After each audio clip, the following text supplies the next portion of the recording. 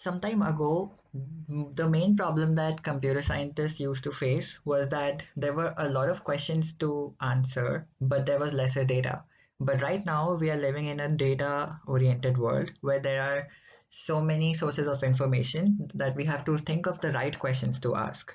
So, when we analyze our data, we can work on a pipeline that, with time, helps us to concentrate our focus on particular sections of data which can give us most knowledge and most insight into the questions that we ask. But the main problems that we face while visualizing such type of data is, first, how do we find the right question, like what we want to show? Second, we should think about the underlying assumptions of our algorithms, like what are we trying to find using our algorithms, and what kind of assumptions are being made on the data points. The third is that sometimes data might be too complex to understand. And fourth, not everything is treatable as an engineering problem. So, by this, what I mean is that with big data, we have three kinds of categories. Either it can be tame, which means that it is linear, so we can go from point A to point B in a linear fashion that we know how to solve. It might be complex. That means it's a little difficult to solve, but we know what point A is. We know where we want to go, like the destination point B, but it's a little vague, but it's still solvable. And the third category is called wicked problem, because here the data is so complex and so unclear that we are not sure about what is point A, what is point B, and what to do about it. So, in order to find out the important parameters or variables for us, there are three strategies. First, it's called finitude. That means you have finite knowledge and resources. So, we might not know enough to actually ask questions on that kind of data. Second, it can be complex. So it might need multiple sources of feedback on what kind of questions can be asked on it. Or third, normative. Basically, your human values intertwine with the problem, and you are unable to differentiate between what should be possible to ask from the data and what is not possible to be asked. And then comes the he, she, or it bias, which basically means that when you look at the data points that you have, your questions can range on a huge amount of bias. For example, it can be very machine or computer oriented, or it can be human oriented bias. So if you have something that a kind of bias that is relevant to humans, like you want to ask certain questions because of the collaborations you made on the project, it is a source of human error or human bias. And on the other hand, if something is statistically related, or that it is not the proper statistic that you took to analyze your data, then it is something that is machine oriented. So every time we look at such a data or analyze such a data, we need to put it into certain context. There are three contexts that we look at. The first one is opinion or bias context. Here we look at the kind of assumptions that we have, the unforeseen consequences, which we will foresee, like what can be the result of such a statistic on this data. Like if we try to explore the data like this, we also need to find the final outputs that may represent that solution. So we already have an idea of what we can present from this data set that we have.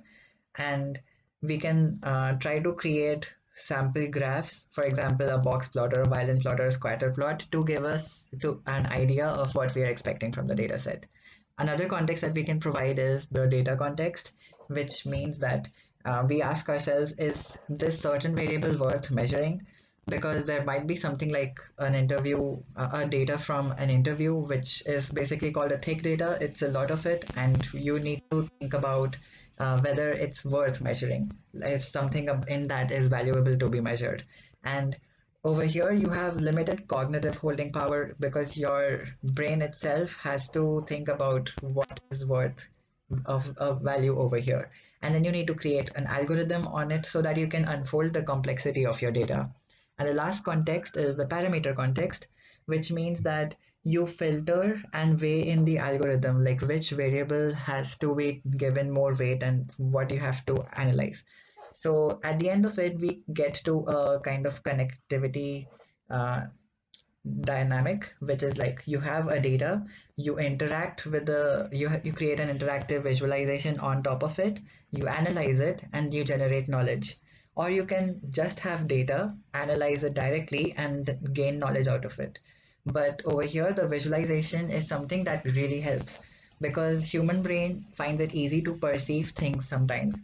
uh, for example, if I give you a graph which has all scatter plots and a single star sign in the middle of it, you can look at the graph immediately and say that there is something that you can perceive different than a dot.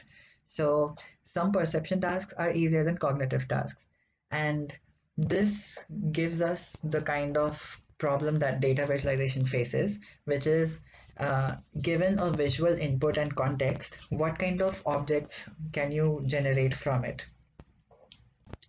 That's not an exhaustive approach on how to cut down on the kind of parameters or variables that we should measure, but it's a general start to how we can start to analyze our data.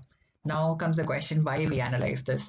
So our space, like the search space, is infinite, but we need to be systematic to choose which part of it is worth knowing or is of general value to us.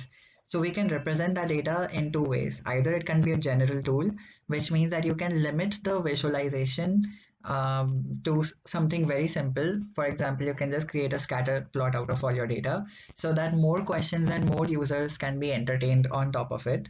Or you can have a custom tool where you only focus on particular points in the data and it is customized to lesser users and lesser questions or like more focused questions. And that is what mostly research is based on. Like you try to customize your visualizations to what is more perceivable and answers the questions that you ask.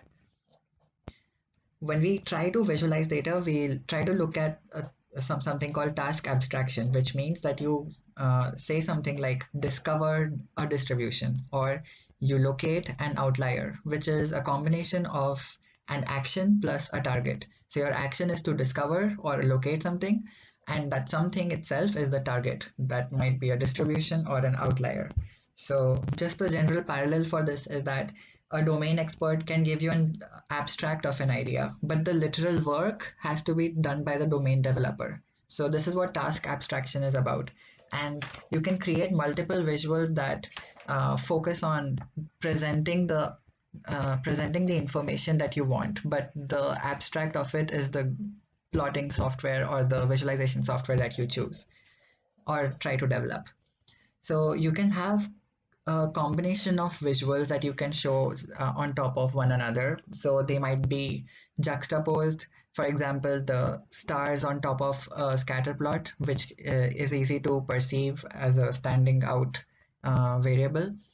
You might even superimpose a data point. For example, there might be the like the connectivity of rail network on in a country, so that can be a superimposed image, or that can be embedded. It can be a network on multiple maps of different countries. There are seven basic rules of thumb that one must remember while trying to visualize data. They're very simple and very straightforward. So the first one is that you try to maximize the data to ink ratio. That means you use least number of resources to maximize the number of things you can show very like as clearly as possible. Another way to write this thing is 1 minus the proportion of data which is erasable. So you show the kind of data which is the most non-redundant and useful to you. The second is the lie factor, which means that you show appropriately the kind of fractions or percentages inside the graphs so that a 20% does not look like an 80% when you visualize it in the visualization. And the third one is that, like very similar, you should not use any unjustified three-dimensional image or graph because that would be a false representation of what your data points are about.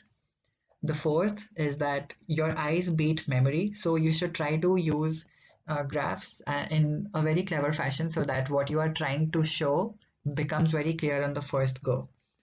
Fifth, you should try to focus on the context so that you know that your data points are supposed to be shown in a particular domain.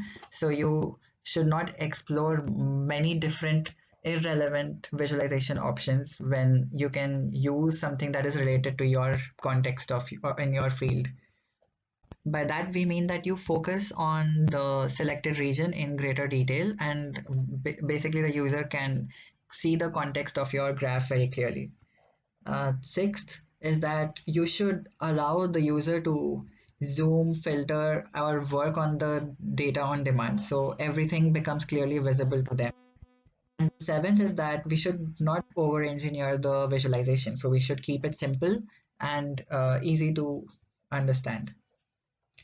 There can also be certain dynamic properties to such visualizations. For example, there's something like parallel edge splatting, which means that you can compare change in connections over time. For example, you can use hive plots to show such things, or you can have time maps. For example, trying to plot the number of tweets by a particular user in a given week can be an example of a time map. So once we have the search problem that we want to solve, we can also focus on something called dimensionality reduction so that we do not need to show multiple lines of something if it can be reduced in some other representation. So this is where something like principal component analysis, PCA strategies can be used. And it helps us to reduce the amount of visualization things so that you can see something more clearly. You can have clusters of data points which you can analyze and hence show your charts much in a much clearer fashion. You can choose the most important dimensions to you and hence rewrite, redraw whatever you need to. And finally, you can evaluate your visualization in terms of qualitative or quantitativeness.